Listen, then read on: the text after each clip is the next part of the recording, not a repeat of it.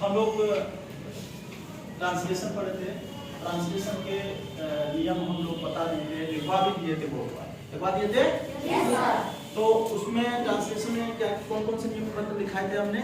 Number 1 present indefinite, present continuous tense, present perfect और present perfect continuous tense और past indefinite. Okay, इतने नियम को हम लिखा दिए थे कॉपी पे और मुझे आपसे पूर्ण आशा है कि आप लोग भी उसको याद करेंगे, है ना? कर लिए ना? Good, very good.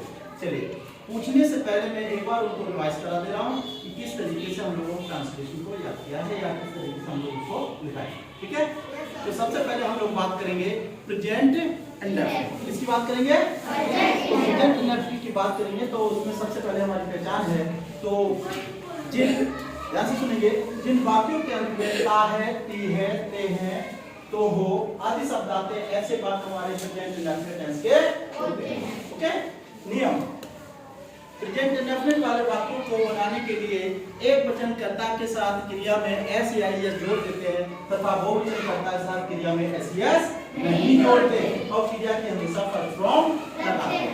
Okay, negative not वाले वाक्यों को अंग्रेजी बनाने के लिए एक वचन कर्ता के साथ डज नॉट, बहुवचन कर्ता के साथ डू नॉट का प्रयोग करते हैं। किसका करते हैं? डू नॉट का प्रयोग करते हैं और क्रिया की फर्स्ट फॉर्म में एस या एस का प्रयोग नहीं करते।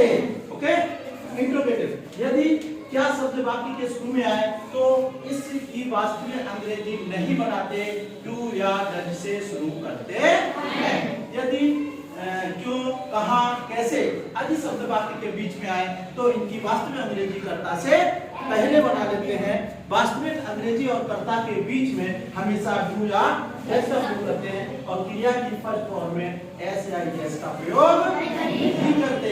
कंप्लीट, ये हमारा कंप्लीट हुआ प्रेजेंट इंडेफिनिट। इसके बाद हम लोग शुरू करते हैं, आता है प्रेजेंट कंटीन्यूअस। तो इसकी पहचान क्या है? जिन वाक्यों के अंत में रहा है, रही है, रहे हैं, रहे हो आदि शब्द आते हैं, ऐसे वाक्य हमारे प्रेजेंट कंटीन्यूअस टेंस के होते हैं। बनाने का नियम, एक वचन कर्ता के साथ एज तथा बहुवचन कर्ता के साथ आर और आई के साथ एन का प्रयोग करते हैं। क्रिया की फर्स्ट फॉर्म में आईएनजी जोड़ देते हैं। क्लियर? नेगेटिव नॉट वाले वाक्यों को अंग्रेजी बनाने के लिए एक वचन कर्ता के साथ इज नॉट, बहुवचन कर्ता के साथ आर नॉट और आई के साथ एम नॉट का प्रयोग करते हैं और क्रिया की फर्स्ट फॉर्म में आईएनजी जोड़ देते हैं। अब बात करते हैं हम लोग इंट्रोगेटिव। यदि क्या शब्द वाक्य के शुरू में आए, जैसे क्या हुआ है, बाजार जा रहा है। ओके, तो क्या शब्द वाक्य के शुरू में आए, इनकी वास्तविक अंग्रेजी नहीं बनाते बल्कि हमेशा इज, आर, एम से शुरू करते हैं। यदि कहां, क्यों, कैसे आदि शब्द वाक्य के बीच में इनकी वास्तविक अंग्रेजी कर्ता से पहले बना लेते हैं। वास्तविक अंग्रेजी और कर्ता से पहले हमेशा इज, आर, एम का प्रयोग करते हैं और क्रिया की फर्स्ट फॉर्म में आईएनजी जोड़ देते हैं। क्लियर? ये सेंटेंस, ये जो ट्रांसलेशन प्रेजेंट कंटीन्यूअस टेंस था वो कंप्लीट हुआ। हो गया? इसके बाद हम लोग आगे बढ़ते हैं प्रेजेंट परफेक्ट। ओके, जिन वाक्यों के अंत में चुका है, चुकी है, लिया है, हुआ है ना, खाया है आदि शब्द आते हैं, ऐसे वाक्य हमारे प्रेजेंट परफेक्ट टेंस के होते हैं। नियम, एक वचन कर्ता के साथ हैज तथा बहुवचन कर्ता के साथ हैव का प्रयोग करते हैं और क्रिया की हमेशा थर्ड फॉर्म का प्रयोग करते हैं। किसका? थर्ड फॉर्म का प्रयोग करते हैं। नेगेटिव नॉट वाले वाक्यों को अंग्रेजी बनाने के लिए एक वचन कर्ता के साथ हैज नॉट, बहुवचन कर्ता के साथ हैव नॉट का प्रयोग करते हैं और क्रिया की हमेशा थर्ड फॉर्म का प्रयोग करते हैं। इसी के साथ आगे बढ़ते हैं इंट्रोगेटिव। यदि क्या शब्द वाक्य के शुरू में आए तो इनकी वास्तविक अंग्रेजी नहीं बनाई जाती, हमेशा किससे शुरू करते हैं? हैज और हैव से शुरू करते हैं। ओके, और यदि क्यों, कहां, कैसे आदि शब्द वाक्य के बीच में आए, इनकी वास्तविक अंग्रेजी कर्ता से पहले बना लेते हैं। वास्तविक अंग्रेजी और कर्ता के बीच में हमेशा हैज और हैव का प्रयोग करते हैं और क्रिया की हमेशा थर्ड फॉर्म लगाते हैं। ओके, अब इसके बाद ये कंप्लीट हुआ प्रेजेंट परफेक्ट टेंस। इसके बाद आता है present perfect continuous tense. Okay, तो प्रेजेंट परफेक्ट कंटीन्यूअस टेंस की पहचान, जिन वाक्यों के अंत में रहा है, रही है, रहे हैं, रहे हो आदि शब्द आते हैं, ऐसे वाक्यों में समय भी दिया गया होता है, ऐसे वाक्यों को हम प्रेजेंट परफेक्ट कंटीन्यूअस टेंस कहते हैं। क्लियर? अब बात करते हैं नियम की। ओके, तो नियम क्या है? एक वचन कर्ता के साथ हैज बीन और बहुवचन कर्ता के साथ हैव बीन का प्रयोग करते हैं और क्रिया की फर्स्ट फॉर्म में आईएनजी लगा देते हैं। निश्चित समय के लिए, किसके लिए? निश्चित समय के लिए सिंस का प्रयोग करते हैं और अनिश्चित समय के लिए फॉर का प्रयोग करते हैं। ओके, अब बात करते हैं हम लोग इसी का दूसरा पार्ट होता है जिसे निगेटिव कहते हैं। नॉट वाले वाक्यों की अंग्रेजी बनाने के लिए एक वचन कर्ता के साथ हैज नॉट बीन, बहुवचन कर्ता के साथ हैव नॉट बीन का प्रयोग करते हैं। क्रिया की फर्स्ट फॉर्म में आईएनजी जोड़ देते हैं। निश्चित समय के लिए सिंस और अनिश्चित समय के लिए फॉर का प्रयोग करते हैं। क्लियर? अब इसके बाद आता है निगेटिव, वो इंट्रोगेटिव। यदि क्या शब्द वाक्य के शुरू में आए तो ऐसे शब्दों की वास्तव में अंग्रेजी नहीं बनाते। इससे शुरू करेंगे, हैव या हैव से शुरू करते हैं। ओके, यदि क्यों, कहां, कैसे आदि शब्द वाक्य के बीच में आए, इनकी वास्तव में अंग्रेजी कर्ता से पहले बना लेते हैं। वास्तव में अंग्रेजी और कर्ता के बीच में हमेशा हैज और हैव का प्रयोग करते हैं और कर्ता के बाद में बीन का प्रयोग करते हैं। ठीक है? और क्रिया की फर्स्ट फॉर्म में आईएनजी जोड़ देते हैं।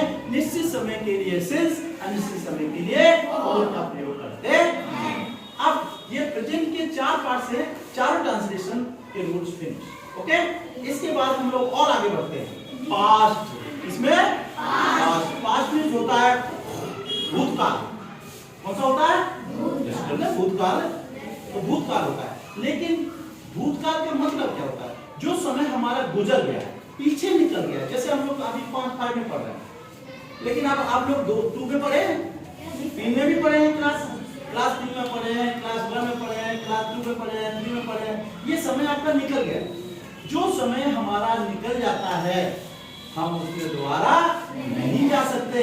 जो समय हमें निकल गया वही भूत कहलाता है। क्या कहलाता है? भूत। आप लोग कहते हैं भूत है। तो भूत मीन्स होता है पीछे का, भूतकाल, पीछे का गुजरा हुआ समय। अभी आप छोटे थे, दूध पीते थे, इतने पीते थे ना दूध, रो रो के, और मम्मी डांटती भी थी कि आप दोबारा ऐसा करेंगे, क्योंकि वो समय निकल गया है। तो हम लोग बात करते हैं भूतकाल। इसमें भी 4 पार्ट्स होते हैं, इसके भी 4 ट्रांसलेशन होते हैं। कौन कौन से? Past indefinite, past continuous, past perfect और पास्ट परफेक्ट कंटीन्यूअस। तो हम लोग अभी चलते हैं पास्ट इंडेफिनिट पे।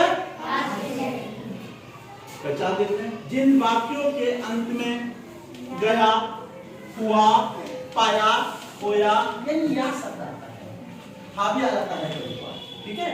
ऐसे सेंटेंसों को हम क्या कहते हैं? Past indefinite. बनाने का नियम, ऐसे वाक्यों की अंग्रेजी बनाने के लिए किसी भी प्रकार की सारी क्रिया का प्रयोग नहीं करते, हमेशा वर्ब की सेकेंड फॉर्म बनाते हैं। क्लियर हुआ? जैसे मनोज स्कूल गया, तो मनोज करता है, तो मनोज ने किसका काम किया है? जाने का, तो जाना क्रिया हो गई। तो मनोज और क्रिया जाना के अंदर क्या होती है? गो का फर्स्ट फॉर्म है गो, सेकंड फॉर्म क्या है? Went. Very good, very good. Second form went है, तो Manoj went to school. School गया ना, स्कूल चला, तो मनोज वेंट टू स्कूल, तो सेकंड फॉर्म आया। इसी तरीके से इसको बनाते हैं। अब हम बात करते हैं और आगे निगेटिव की। प्रेजेंट वो पास्ट इंडेफिनिट के निगेटिव के सेंटेंस की अंग्रेजी बनाने के लिए एक वचन तथा वो वचन कर्ता के साथ हमेशा डिड नॉट का प्रयोग करते हैं। इसका डिड नॉट का प्रयोग करते हैं और वर्ब भी हमेशा फर्स्ट फॉर्म लगाते हैं। केवल फर्स्ट फॉर्म, सेकंड फॉर्म नहीं। सेकंड फॉर्म केवल अफर्मेटिव सेंटेंस में लगाते हैं। नेगेटिव और इंट्रोगेटिव वाले सेंटेंसों में कभी भी सेकंड फॉर्म का प्रयोग नहीं करते। क्लियर? अब बात करते हैं इंट्रोगेटिव। यदि क्या शब्द वाक्य के शुरू में आए तो इनकी बात में अंग्रेजी नहीं बनाई जाती, बल्कि हमेशा डिड से शुरू करते हैं। और यदि क्यों, कहां, कैसे आदि शब्द वाक्य के बीच में आए तो इनकी बात में अंग्रेजी कर्ता से पहले बना लेते हैं। बात में अंग्रेजी कर्ता के बीच में डिड का प्रयोग करते हैं और बोलो और हमेशा सेकेंड फॉर्म नहीं लगाते, हमेशा फर्स्ट फॉर्म लगाते हैं, ठीक है, और हमेशा फर्स्ट फॉर्म लगाई जाती है। और इसी के साथ अब आगे दिखाइए और अब लास्ट हम लोग पढ़ेंगे पास्ट कंटिन्यूअस टेंस। ओके, तो बस आज के लिए इतना ही है। जय हिंद।